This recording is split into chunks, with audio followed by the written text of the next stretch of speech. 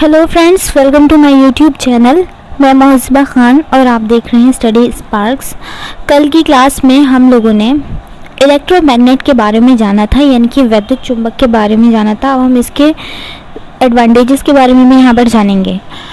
तो स्टार्ट करते हैं आज की क्लास को। ये विद्युत धारा का प्रयोग करके बनाया गया एक चुंबक था। विद्युत चुंबक विद्युत धारा के चुंबकीय प्रभाव पर काम करता है। विद्युत चुंबक में लोहे के एक टुकड़े के चारों ओर लपेटे गए इंसुलेटेड तांबे के तार का कॉपर वायर का एक कॉइल होता है या कुंडल होता है, जबकि ये जो है एक अस्थायी चुंबक है, यानी कि ये अस्थायी चुंबक है, टेम्परेरी मैग्नेट है। लेकिन विद्युत चुंबक इलेक्ट्रोमैग्नेट की स्ट्रेंथ शक्ति को चेंज किया जा सकता है, क्योंकि अस्थायी है ही इसीलिए क्योंकि हम इसकी पावर को, इसकी शक्ति को या इसकी स्ट्रेंथ को अपने अकॉर्डिंग घटा बढ़ा सकते हैं। तो ये एक टेम्परेरी मैग्नेट है क्योंकि इसकी स्ट्रेंथ विद्युत धारा पर निर्भर करती है, क्योंकि विद्युत धारा के कारण ही एक तरीके से ये चुंबक बना है। इलेक्ट्रिसिटी के कारण ये धारा की समानुपाती है। धारा बढ़ेगी तो इसका जो स्ट्रेंथ होगी वो और ज़्यादा बढ़ेगी, और ये नंबर ऑफ टर्न्स पर निर्भर करती है, यानी कि फेरों की संख्या। जो लोहे की एक छड़ पर जो हमने कॉपर वायर इस तरीके से इंसुलेटेड यहाँ पर एक कॉइल ली थी, उसके नंबर ऑफ टर्न्स पर निर्भर करती है। अब आगे इन चुंबकों का प्रयोग कहाँ कहाँ किया जाता है? तो विद्युत चुंबक जो कि विद्युत धारा के चुंबकीय प्रभाव पर निर्भर काम करती है, उसका प्रयोग कहाँ कहाँ किया जाता है? तो विद्युत घंटी में किया जाता है, इलेक्ट्रिक बेल में किया जाता है, इलेक्ट्रिक फैन यानी कि विद्युत पंखे में किया जाता है, विद्युत मोटर इलेक्ट्रिक मोटर में किया जाता है, और इसका प्रयोग खिलौनों में भी किया जाता है। इलेक्ट्रिक जनरेटर यानी कि विद्युत जनरेटर में जहां बहुत मजबूत मैग्नेटिक फील्ड की, बहुत ज़्यादा प्रबल जो है चुंबकीय क्षेत्र की आवश्यकता होती है इलेक्ट्रिक जनरेटर में, तो वहाँ पर भी कौन सी मैग्नेट इस्तेमाल की जाती है? वहाँ पर भी इलेक्ट्रिक मैग्नेट का इस्तेमाल किया जाता है। टीवी, जो पहले टाइम में जो टीवी आते थे, अब तो एलसीडी एलईडी वगैरह आ रही हैं, लेकिन टीवी की जो पिक्चर ट्यूब होती थी उसमें इलेक्ट्रॉन बीम को विक्षेपित करने के लिए भी इलेक्ट्रिक मैग्नेट का ही प्रयोग किया जाता था। ठीक है। लौह अयस्कों को पृथ्वी के पदार्थों से चुंबकीय रूप से अलग करने की विद्युत चुंबकों का ही प्रयोग किया जाता है। मतलब बहुत सारे पदार्थों में से आयरन के जो पदार्थ हैं उनको एक तरीके से इलेक्ट्रिक मैग्नेट के द्वारा, क्या, क्योंकि ये मैग्नेट है तो मैग्नेट आयरन के जो भी अयस्क हैं उनको क्या करेगी? आकर्षित करेगी, अपनी ओर खींच लेगी, तो उनसे पृथक करने के लिए भी इसका प्रयोग किया जाता है। चुंबकीय रूप से इनको अलग करने के लिए भी विद्युत चुंबक का उपयोग किया जाता है। अब इलेक्ट्रिक मैग्नेट का प्रयोग कहाँ किया जाता है? क्रेन में कबाड़ से चुंबकीय पदार्थों को अलग करने और भारी वस्तुओं को उठाने के लिए भी इसका प्रयोग किया जाता है। कबाड़ वगैरह में बहुत सारी वेस्ट चीज़ें होती हैं, जो चीज़ें उनमें से जो भी आयरन की चीज़ें होंगी, ठीक है, चुंबकीय पदार्थ होंगे, उनको ये अट्रैक्ट कर लेंगे, क्योंकि चुंबक भी चुंबक को अट्रैक्ट करती है। भारी वस्तुएं जैसे कि कोई बस गिर गई है कहीं पर, तो इलेक्ट्रिक मैग्नेट के द्वारा ही उसको खींचा जा सकता है ऊपर।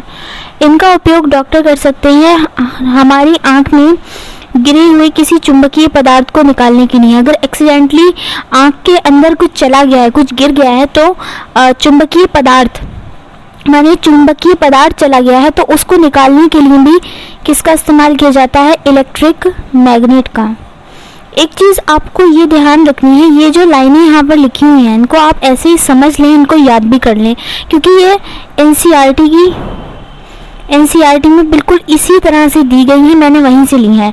तो ये एनसीईआरटी की लाइनें हैं। अगर स्टेटमेंट वाले जो क्वेश्चन बनते हैं कि कौन सा स्टेटमेंट करेक्ट है और कौन सा इनकरेक्ट है, तो वहाँ पर इस तरीके से वो एक स्टेटमेंट डाल देता है और वहाँ पर पूछ लेता है कि क्या इसमें से ए और बी सही है, बी और ए सही है, फिर सी और डी सही है, इस तरीके से पूछ लेता है। ठीक है। तो क्या बोला था कि डॉक्टर द्वारा हमारी आंख में गिरे किसी चुंबकीय पदार्थों को निकालने के लिए भी विद्युत चुंबक का प्रयोग किया जाता है। और विद्युत चुंबक किन किन फैक्टर्स पर निर्भर करता था? तो कैपिटल आई यानी कि धारा, ये थी इलेक्ट्रिक करंट, और इसी के द्वारा एक तरीके से चुंबक बनाया गया था विद्युत चुंबक। और स्मॉल एन जो कि था आपका नंबर ऑफ टर्न्स। फेरों की संख्या ज़्यादा होगी तो इलेक्ट्रिक फील्ड का जो इफेक्ट होगा या स्ट्रेंथ होगी वो ज़्यादा होगी। धारा ज़्यादा होगी, जितनी ज़्यादा इलेक्ट्रिसिटी, जितनी ज़्यादा इलेक्ट्रिक करंट प्रवाहित की जाएगी उतना ही ज़्यादा जो है इलेक्ट्रिक मैग्नेट का स्ट्रेंथ होगी या फिर उसकी पावर होगी। अब शक्तिशाली स्थायी चुंबक होती है, क्योंकि ये शक्तिशाली स्थायी चुंबक कौन सी थी? बार मैग्नेट थी। बार मैग्नेट एक परमानेंट मैग्नेट थी, ठीक है। इसकी स्ट्रेंथ को हम अपने अकॉर्डिंग घटा बढ़ा नहीं सकते। एक बार जो ये बन गई अगर, तो इसकी जो स्ट्रेंथ एक बार फिक्स हो गई, वो हो ही गई, उसको बाद में बदला नहीं जा सकता। लेकिन अभी जिस मैग्नेट के बारे में हम पढ़ रहे हैं वो है इलेक्ट्रिक मैग्नेट, जो कि एक टेम्परेरी मैग्नेट थी, एक अस्थायी चुंबक थी, जिसकी स्ट्रेंथ को हम अपने अकॉर्डिंग घटा भी सकते हैं और बढ़ा भी सकते हैं। तो शक्तिशाली स्थायी चुंबक तैयार करने के लिए विद्युत चुंबकों का उपयोग किया जाता है। शक्तिशाली स्थायी चुंबक तैयार करने के लिए, बनाने के लिए भी विद्युत चुंबकों का प्रयोग किया जाता है। इनका प्रयोग सभी प्रकार के दूर संचार उपकरणों में किया जाता है। ये भी आपको ऐसे याद रखनी है पॉइंट्स। अब आ जाएंगे एडवांटेजेस ऑफ इलेक्ट्रोमैग्नेट, यानी कि स्थायी चुंबकों की तुलना में। स्थायी चुंबक कौन सी थी? फिर से बताती हूँ मैं, बार मैग्नेट, छड़ चुंबक जो कि प्राकृतिक रूप से मिली है। स्थायी चुंबकों की तुलना में विद्युत चुंबकों के लाभ, यानी कि अगर स्थायी चुंबक यानी कि जो आपकी परमानेंट मैग्नेट है, परमानेंट मैग्नेट, और कोई पूछे कि टेम्परेरी मैग्नेट कौन सी है, तो आप बोलेंगे इलेक्ट्रिक मैग्नेट या विद्युत चुंबक। तो इन दोनों में कौन ज़्यादा बेहतर है? तो टेम्परेरी मैग्नेट यानी कि विद्युत चुंबक स्थायी चुंबक की तुलना में ज़्यादा बेहतर है, उसके ज़्यादा लाभ है। एक लाभ तो अभी ऊपर ही एक समझ में आ रहा है कि उसकी स्ट्रेंथ को हम अपने अकॉर्डिंग बदल सकते हैं, घटा भी सकते हैं, बढ़ा भी सकते हैं। अगर हमें ज़्यादा चुंबकीय क्षेत्र चाहिए, ज़्यादा प्रबल चुंबकीय क्षेत्र चाहिए, जैसे कि इलेक्ट्रिक जनरेटर में चाहिए होता है, तो उसमें हम क्या करेंगे? इलेक्ट्रिसिटी यानी कि इलेक्ट्रिक करंट को बढ़ा देंगे, क्योंकि इलेक्ट्रिक करंट जितनी ज़्यादा होगी उतनी ज़्यादा स्ट्रेंथ ऑफ इलेक्ट्रिक मैग्नेट होगी। तो विद्युत चुंबक के मैग्नेटिज्म को इच्छा अनुसार, मैग्नेटिज्म मतलब चुंबकत्व, एक मिनट,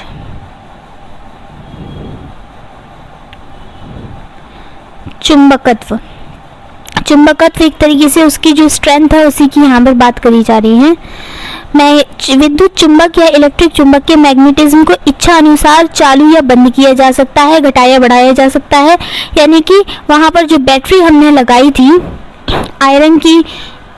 एक आयरन की छड़ ली थी, एक आयरन बार ली थी लोहे की, उस पर क्या करा था? इंसुलेटेड कॉपर का तार कॉइल लगाया था, ठीक है, कॉइल लगाया था इस तरीके से, और फिर क्या करा था? उसको एक बैटरी के पॉजिटिव और नेगेटिव टर्मिनल से जोड़ दिया था, ठीक है, जोड़ दिया था। और फिर पॉजिटिव टू नेगेटिव क्या आती है? धारा आती है, जिसमें धारा कंडक्ट करवाई थी, तो एक मैग्नेट की तरह काम कर रहा था, ठीक है।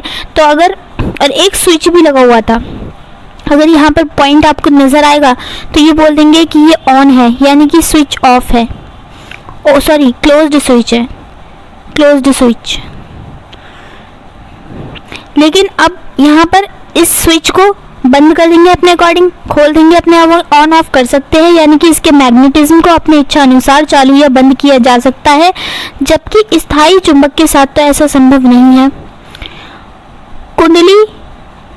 कुंडली में फेरों की संख्या को बढ़ाकर और कुंडली से गुजरने वाली धारा को बढ़ाकर विद्युत चुंबक को बहुत मजबूत बनाया जा सकता है, ठीक है।